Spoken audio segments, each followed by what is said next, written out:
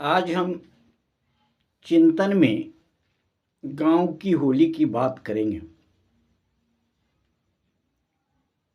मैंने गांव की होली को बहुत नज़दीकी से देखा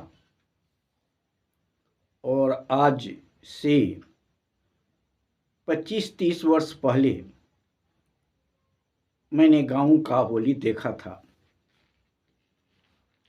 और आज का होली देख करके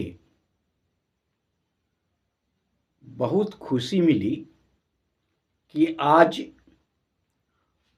होली में जो आनंद आया है, जो मधुर रस आया है और जो एक दूसरे से भाईचारा बना है, इसके पहले मैंने ऐसा होली नहीं देखा था। इसके पीछे कारण है कि आज गांव में मैंने देखा छोटे छोटे बच्चे हैं जो 10 साल से नीचे का, उनको ही रंग अबीर या कीचड़ को खेलते हुए देखा। लेकिन जो भी नौजवान थे, जो 25 साल तक का, जो शिक्षित नौजवान थे, उन्होंने रंग अबीर, शराब दारू से बहुत दूर थे और जो शिक्षित वर्ग नहीं थे, वह कुछ लोग रंग अबीर में लिप्त पाए गए। उससे भी अच्छा मैंने देखा कि जो 25-30 साल से के ऊपर के थे, उन्होंने रंग अबीर या शराब का या नशा का सेवन बिल्कुल नहीं किया। जबकि मैंने 25 साल पहले देखा करता था कि बूढ़े व्यक्ति गर्दन में ढोल लटका करके, झाल मृदंग लेकर के पूरे गांव में गाली गलौज किया करते थे। लेकिन ऐसा अब कुछ दिखाई नहीं पड़ता है।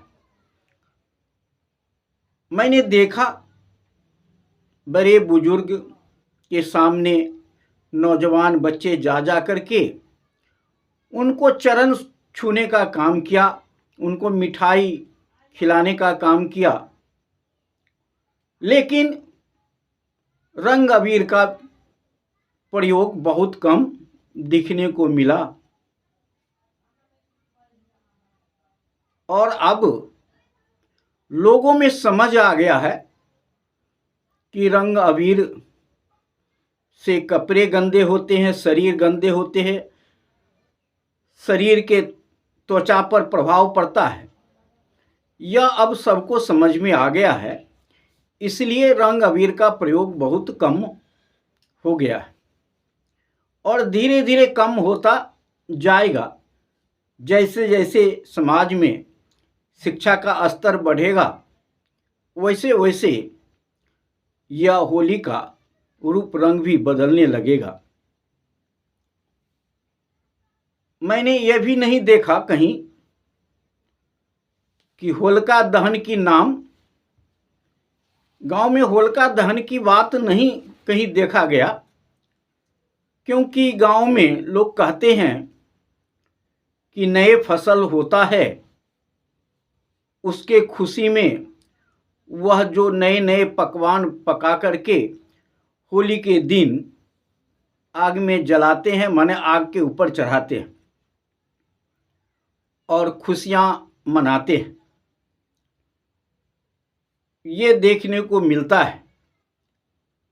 जो आजकल शहरों में जो कुछ पाखंडवादी द्वारा होलिका दहन की बात की जाती है, वह गांव में ऐसा कोई दिखाई नहीं पड़ता है। 25 साल पहले भी हमें ऐसा कहीं सुनने को नहीं मिल रहा था, लेकिन आज भी हमें गांव में ऐसा सुनने को नहीं मिल रहा है कि होली के एक दिन पहले होलिका दहन होती है। ऐसा कोई बातें चर्चा में नहीं आई।